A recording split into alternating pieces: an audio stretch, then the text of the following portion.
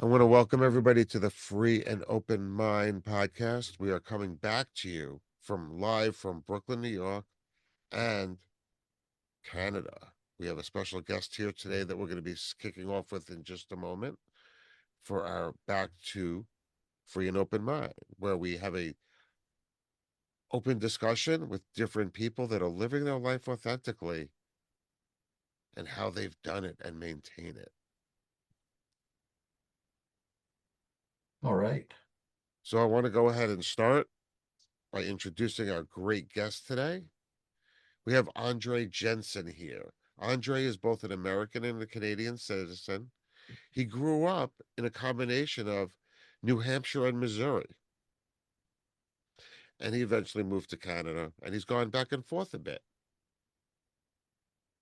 But today he helps people take the pain, take the anxiety, take the stress out of how they think and work around money. So we're going to start today and ask Andre a little bit to tell us a little bit about himself and what got you here today. What got me here today? It's a long story. As Hardy mentioned, I grew up in New Hampshire and Missouri, graduated from high school in the U.S. Virgin Islands, and went to college in Rhode Island and Wyoming. I graduated with a bachelor's degree in history. It's a Bachelor of Science isn't very common, and I'm proud to say it is a BS degree. Um, I go and I take that both ways. Yeah, it was a great experience. Anyway, after I graduated, I moved up to Montana and then to Utah, met my wife, we got married, lived in Idaho for a few years, and then moved up to British Columbia. Um, how I got here, I have done so many different jobs throughout my life. I've got experiences from being a handyman, cell phone sales, working in a law office, construction, bread delivery.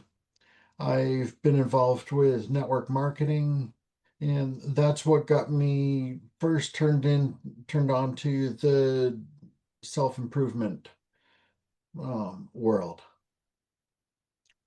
And then just living life, learning, making mistakes, and getting better, and making more mistakes, learning more, and getting better again. That's the short version of how I got to where I am today. Great. I love that.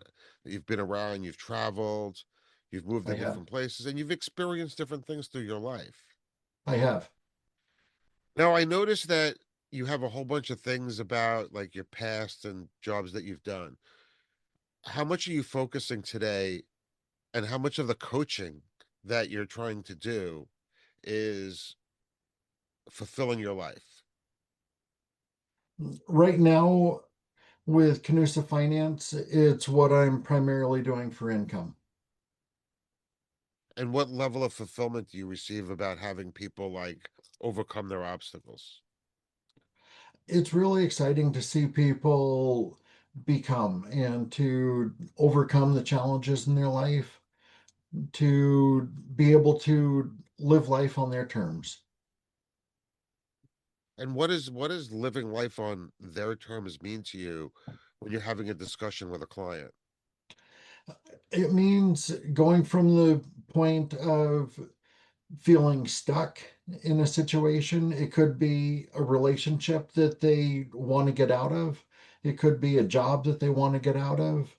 They maybe want to start a business. Maybe they just don't want to work. It's being able to live the life that they want to live. And when somebody comes to work with you, what type of questions can they expect to be asked during their first initial feeler questionnaire where they're just trying to see if you're the person they want to talk to?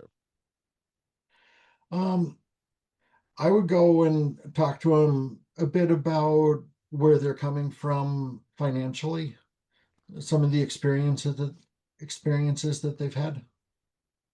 And what type of people what type of experiences would be an ideal client for you? Um, the type of experiences, they're people that they're making decent money, yet they don't have any money left over at the end of the month.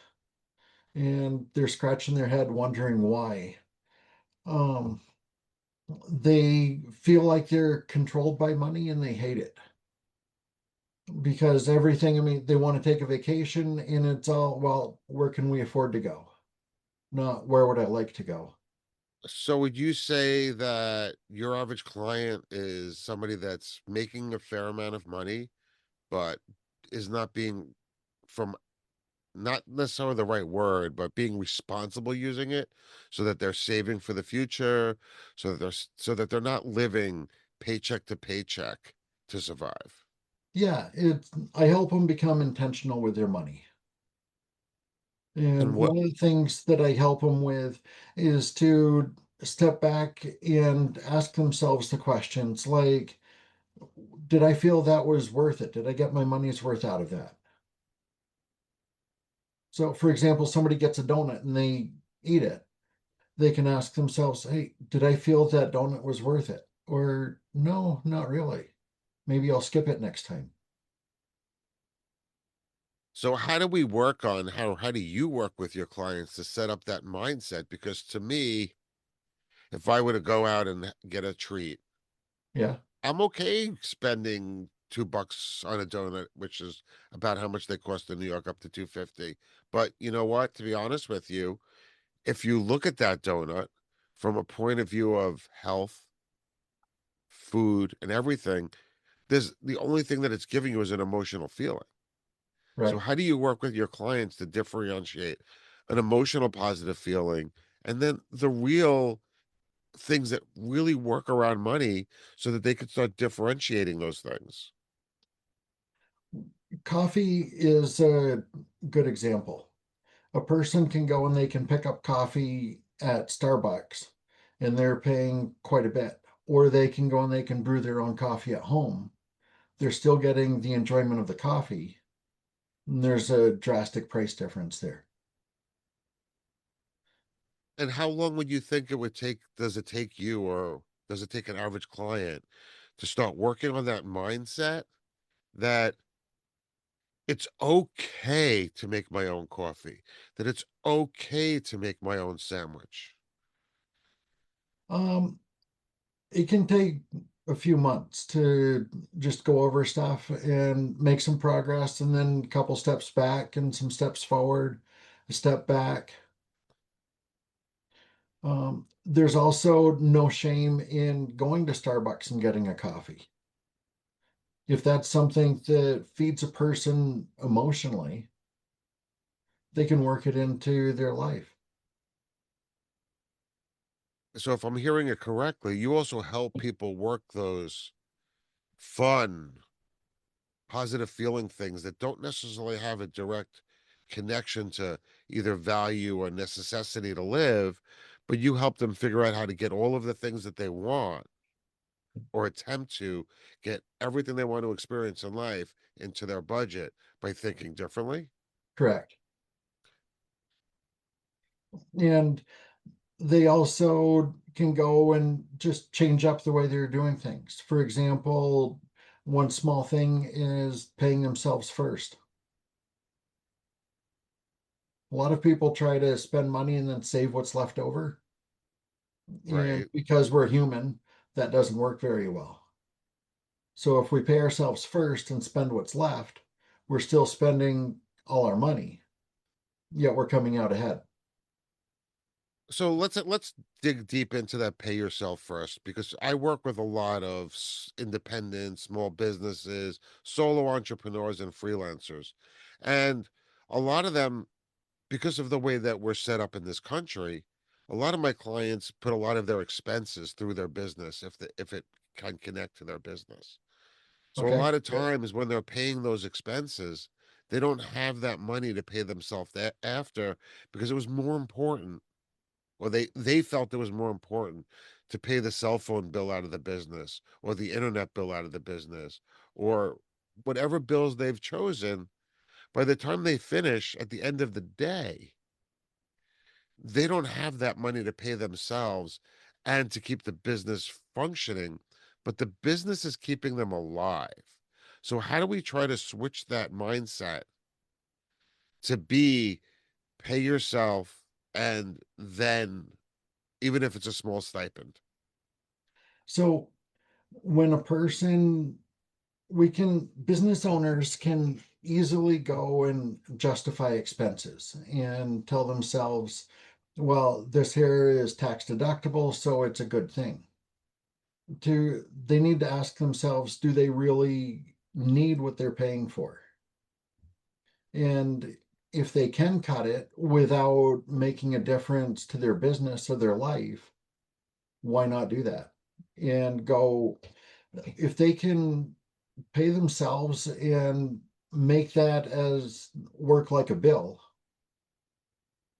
they're going and they're building up cash equity. Okay. And that way, I mean, an emergency comes along, they've got money to cover it. They're not just running strapped all the time. And that's an important point that you just brought up. Is it sounds to me, from what I've read and from our little discussion that we've had here and discussions we've had in the past, is that you help people make it so that they're not afraid of money, but they also create a place where they've got that buffer so that they're not Exactly. living paycheck to paycheck. Is that a hard mindset to switch with people?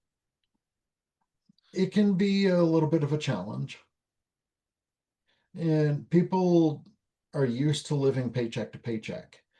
And they learn to pay themselves first and they go and they build up cash in the bank. It becomes a really good feeling when right now here it's the beginning of January. If people are working at paying the money they're earning is going towards February bills or March bills because everything's covered up until then right now. And that's a good point, because one of the things that I've started doing is, or what works for me, is not necessarily the same thing that works for everybody, or what Andre's presenting. But the way that I look at it is I try to make sure that my taxes are covered in my first 6 months. So my first 6 months of working is primarily paying to my taxes. And then Yeah. after that, that money comes to, uh, and then the next 3 months are typically for a large purchase for the business. And then the last 3 months is when I get to take money out if there's anything left. Okay.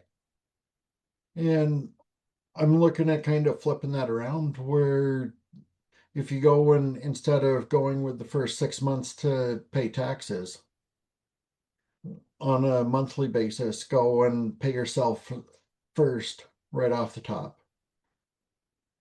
So So if you want the for business somebody, to have 10 or 15%, or if you're starting at 5%. right, and I used to do that, and I got myself into some tax trouble. That was just me. But Taxes, they're but I get non-negotiable. right, and one of the reasons why I switched to do that was because I had a period from 2016 to 2024 where my yearly salary varied greatly. There were some years that I made $5,000, and then that Those might are have fun come years. right, but that might have come after a year that I made $70,000. So by the time I squeaked through, the money wasn't there to pay the taxes. So that's why I switched. And again, one of the things that Andre works with you is what is going to work best for you. And if you Exactly. notice, what works for me best today is not the same thing that worked best yesterday. And once I switch my tax problem, I will switch my priorities again. Because now that I'm not making $300,000 a year, I'm making a little bit less. It's a different tax basis and it's a different process. And everything in your life has to change. So as you work with your coach from Canoosa, or whether you work with a coach from somewhere else, you have to remember that coaches are here to help you. Coaches are here to ask you questions so that you make an informed decision about your life. And one of the things that Andre brings to the table is he helps you understand your expectations, what you need to move on, and again, how to put yourself in a more positive money mindset. It's different than when a financial advisor works with you. It's different when your accountant works with you.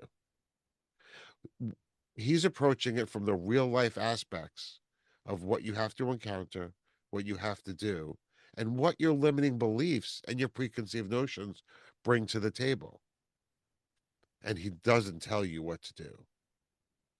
So, when I ask you a question, so now that I've kind of like known you, told a little bit of difference about between you and a financial advisor, um, and the fact that you're very different than those two things, why should somebody come and work with you as opposed to going to a licensed financial advisor and then a certified accountant?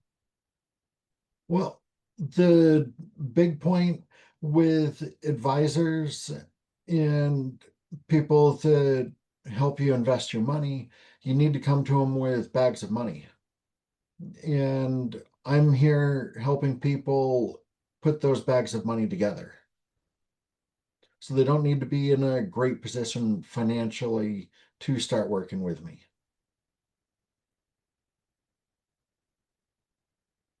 So, what do they need to start working with you then? Like, if somebody wants to start working with you as a coach, what do they need to bring to the table? Or what should their expectations look like a little bit? The two main things that they need to bring to the table is they need to have cash flow and a willingness to change. And when you say cash flow, what does that look like and what does that mean? Because if you said that to me, I'd be like, oh no, I can bring you my bank statement. Um, the person has income. They're not somebody that, oh, great, you can help me with money. I just lost my job. I don't have any work. I don't know what to do. Great, you're going to help me pay the bills. No, that's not the way it works. Um, I can go and help people that are making uh, um, average, above average income, live a lifestyle where they're more liquid than a typical millionaire. That sounds really interesting to become more liquid than a typical millionaire. What Yeah. does that look like? And what do those discussions look like? Well, often a millionaire can be a person that has $1 million home and all their wealth is tied up in their home, or it could be all tied up in their business. And they are struggling with how am I going to pay the bills tomorrow? And to help a person change that around so they know that their bills are covered. They've got the money in the bank for January's bills, February's bills, maybe even March's bills right now at the beginning of January. They're living a low stress life, at least financially. So, how would you say that you are living authentically in this space? Since they're living a low stress life, I'm assuming that's bringing them closer to authenticity.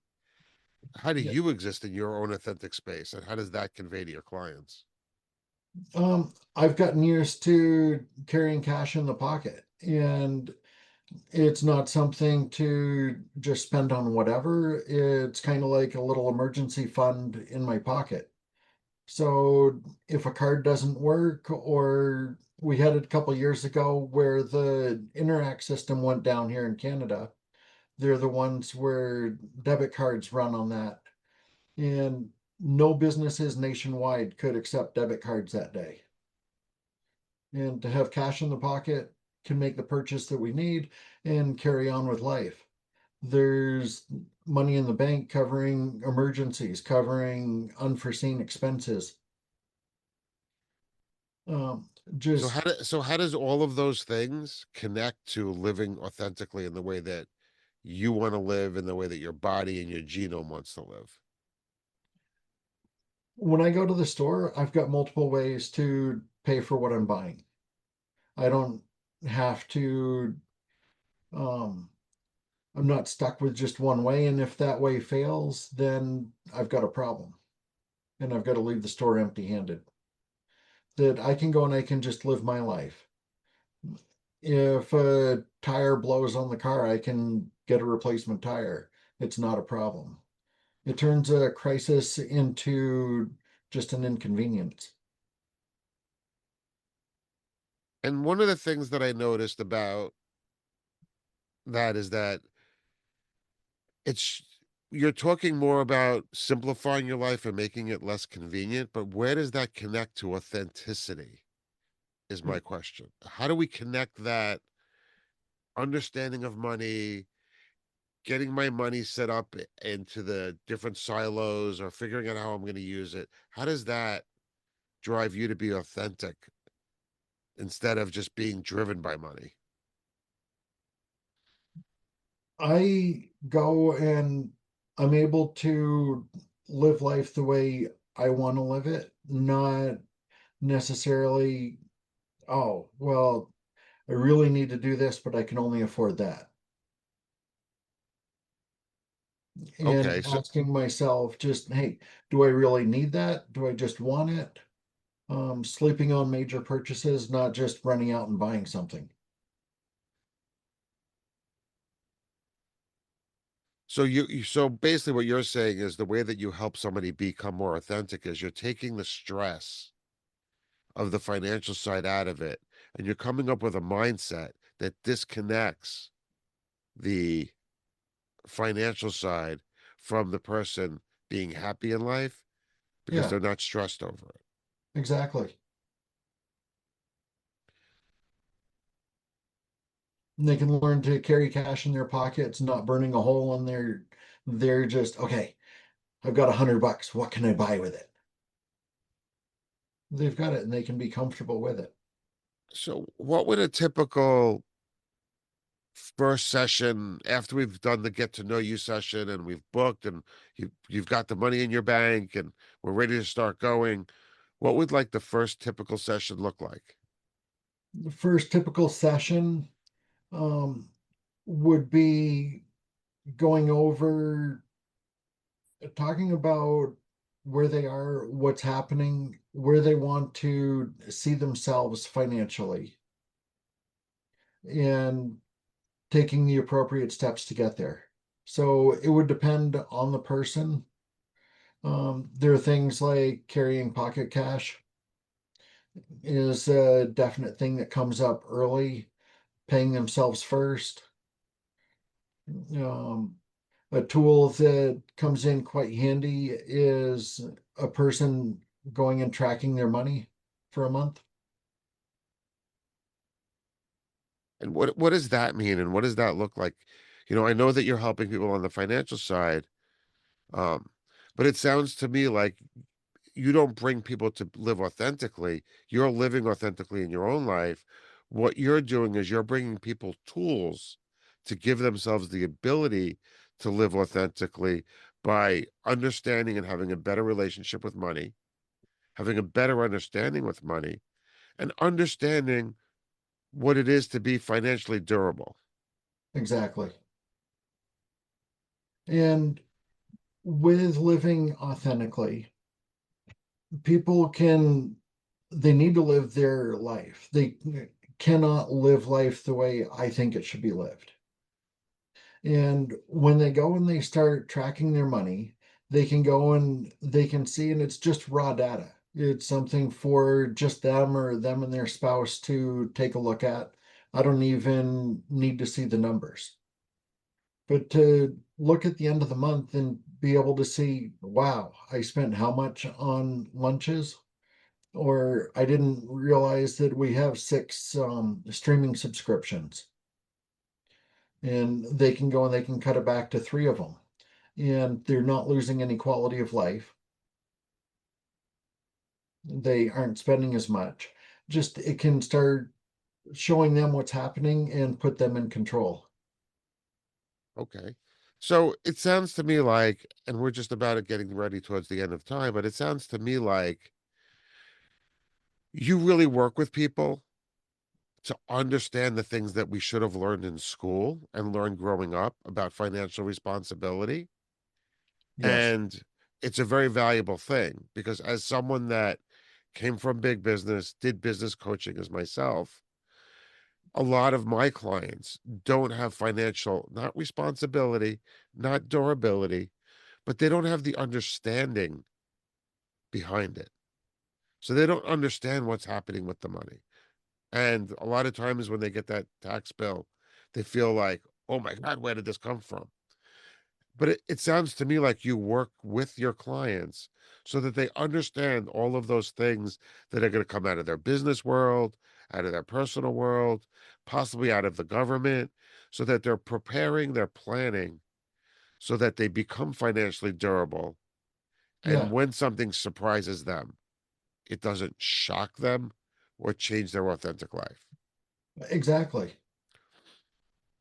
And when they can go and live a lower stress life, they can also go and increase their emotional intelligence as well. And if they're not stressed with money, they can go and see about getting other things to not stress them out as much.